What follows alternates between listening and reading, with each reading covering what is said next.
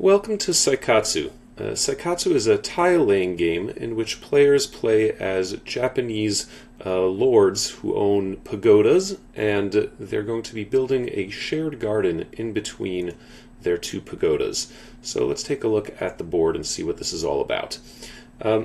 As you'll note, Seikatsu is played on a hexagonal board, and each player is marked by the pagoda printed on the map over here. So I'll be playing as the purple player, we've got a blue player as well, and a gold player.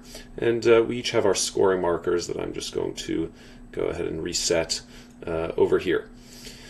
So the way that you play Seikatsu is you play a tile from your hand onto the board adjacent to another tile.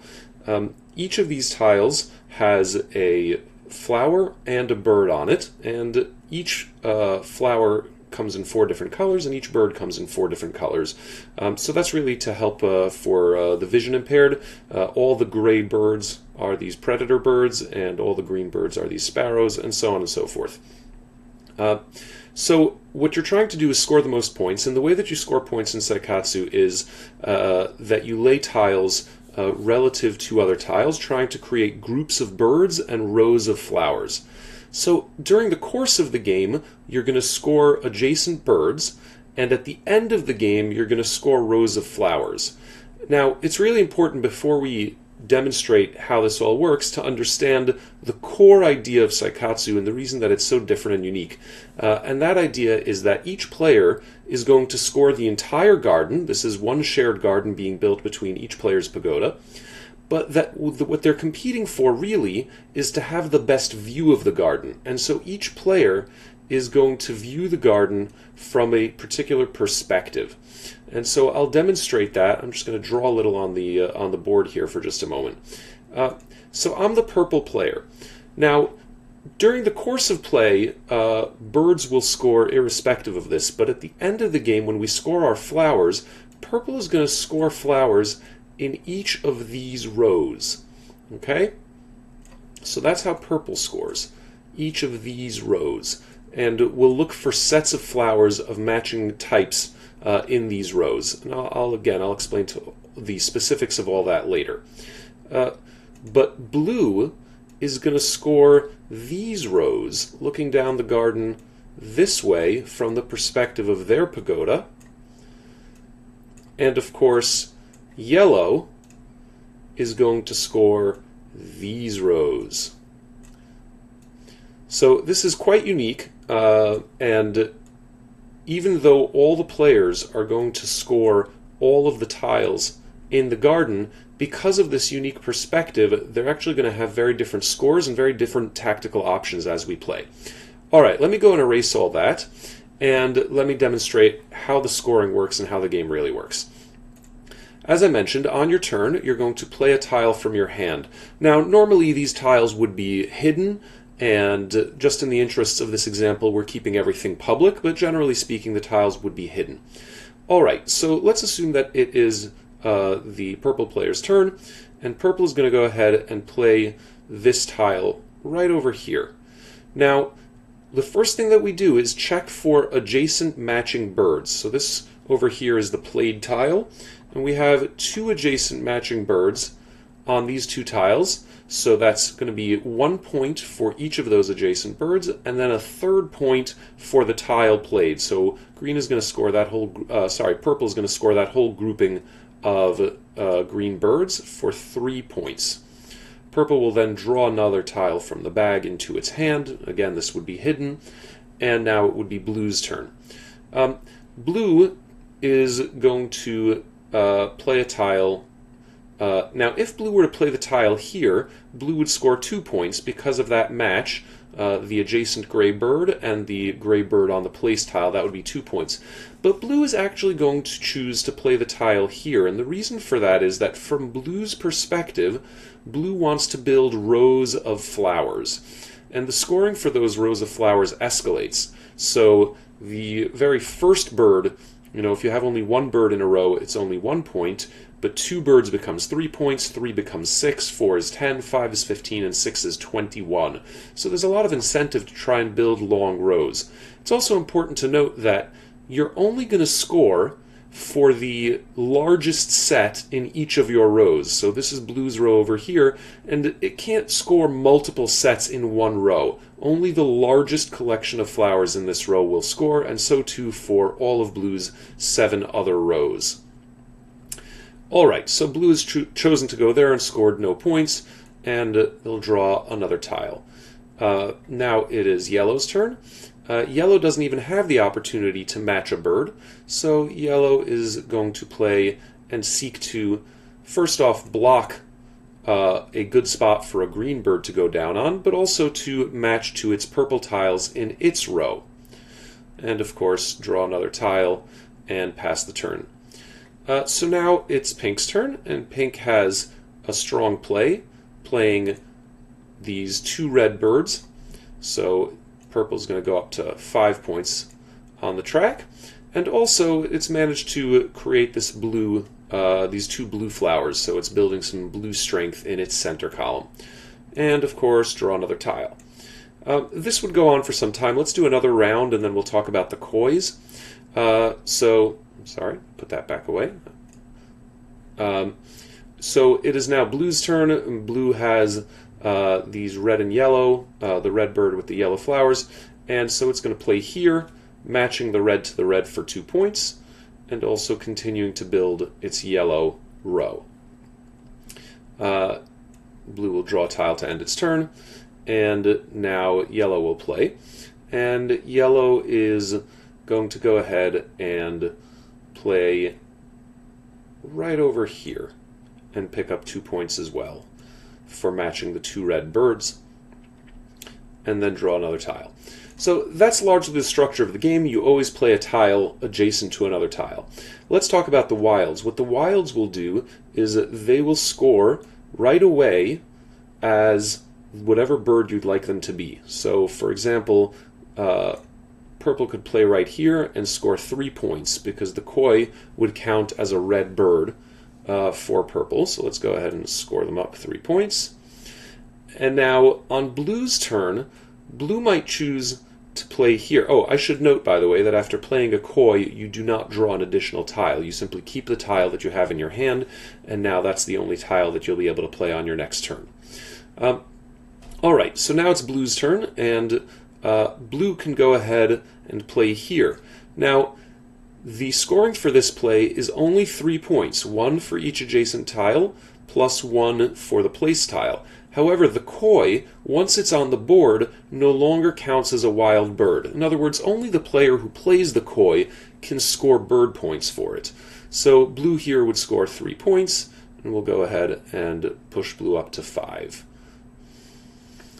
Okay, I think what we're ready to do now is to continue placing out these tiles, and I want to show you what final scoring looks like when we actually score all the birds. So bear with me a moment. I'm just going to populate the board at random, and after I do so, I'm going to also go ahead and tick up the scores. This won't be exact, this will be an estimate, but roughly the scores that you might expect in a game like this, in a 3-player game, just so you see what the scoring breakdown actually tends to look like.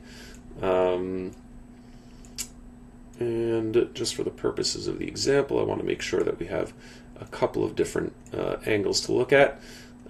So bear with me just another moment. This is a good time while I'm laying this out to also talk about the overall components of Seikatsu. Seikatsu has 32 garden tiles, so there's 16 unique tiles and 2 copies of each. And it also comes with the 4 koi for a total of 36 tiles.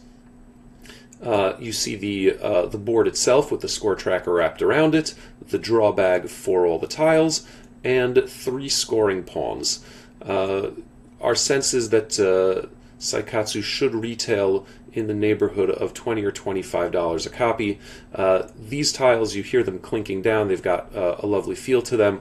We've been prototyping this with poker chips. So similarly, a Bakelite material might be good for this, but the physical feel of the components is an important part of the play experience. All right, well, now we've gone ahead and we've seeded the board, and I'm just going to place our scoring pawns roughly in the neighborhood of where a 3-player game might typically score. So you'll typically score in the neighborhood of 20 points for birds. So I've gone ahead and done that for each of our players. And now let's go ahead and score. Just for our own benefit, I will once again take that little pen and just remind you that for purple, we are scoring in this direction. And you see that the pagoda itself points in that direction just to help players visualize that. But I'll go ahead and draw these arrows to help us orient ourselves. I apologize, my handwriting is just as bad virtually as it is in real life. All right, so let's go ahead and do the scoring. We're going to start from the left over here, and we're looking for the largest collection of flowers in this row. Now, purple didn't do particularly well in this row. They have one flower of each color in this row, but there is a koi, and the koi is wild. So one of these colors is going to be a set of 2, and a set of 2 is worth 3 points. So purple is going to go up to 26 points for this row. Now, the fact that the koi was used here as one color does not stop any other player when they score it from scoring it as a different color, and we'll see that when we get to blue's scoring. But let's keep scoring these rows. Over here, once again, 2 purple flowers is the best set, so we're going to tick purple up by another 3. In the third row, it looks like we have 3 purple flowers. That's worth 6 points, and so that's 35. In this long middle row, we have a tie. There's 2 sets of 3, the orange set and the blue set, but you can only score your largest set, and so 6 points once again for one of those sets of 3. It doesn't really matter which color you choose to score. Here in this row we have 2 wilds, and so that's really going to help out purple scoring because they've got a set of 2 yellows. Now that's going to get boosted by those 2 koi into a set of 4 yellows, and that's going to be worth 10 points for 51. Here in the 6th row now, we once again have a largest set of 2, which are the 2 yellow flowers at the ends, so that's another 3 points. And finally over here, yellows, 2 yellows plus that koi is going to be worth another 6 points for a total score of 60 for purple. Alright, so that's purple scoring. I'm going to go ahead and delete those arrows, and once again, this is our first playthrough, so we will draw some arrows just to help us a bit with blue as well, just to keep you in mind. It's even harder to draw them from this perspective. But these are the rows that we're going to be scoring. I hope that's clear enough. Alright, so let's take a look at blue. Blue has a set of 2 here for 3, and over here we've got 2 blues and 2 purples plus a koi, which is still only one of those becomes a set of 3, which is 6 points, and that's 30. Over here, blue's got a big play. 4 yellows and a koi is 5, and that's going to be 15 points. That's a very big jump for blue to 45. Here in the center row, we have looks like 3 different sets, each tied for 2, but still that's really only worth 3 points, so 48 for blue. Down here, we've got that same exact configuration of ties 3 ways for a 2 flower set, so still only 3 points. Over here we've got 3, so 2 oranges and the koi for 6 points. And finally in the last row, 2 blues plus the koi for another 6 points for 63. So blue is actually leading purple. And you'll notice one of the things that's happened here is that we don't care about adjacencies when it comes to flowers. Even if the flowers aren't adjacent to one another, we're just looking for the biggest set in the row. All right, let's turn now to yellow scoring. Before we do score yellow, I just want to show you the actual scorecard over here that I've got laid out, so when I'm not here, folks can still play. So this is the scoring summary. Birds score 1 point for each adjacent bird, including the placed tile, and you do that scoring during the game. Flowers score at the end of the game, and the scoring is 1 flower is 1 point, 2 flowers are 3, 3 is 6, 4 is 10, 5 is 15, and 6 is 21. You may recognize this progression. It's called triangular scoring.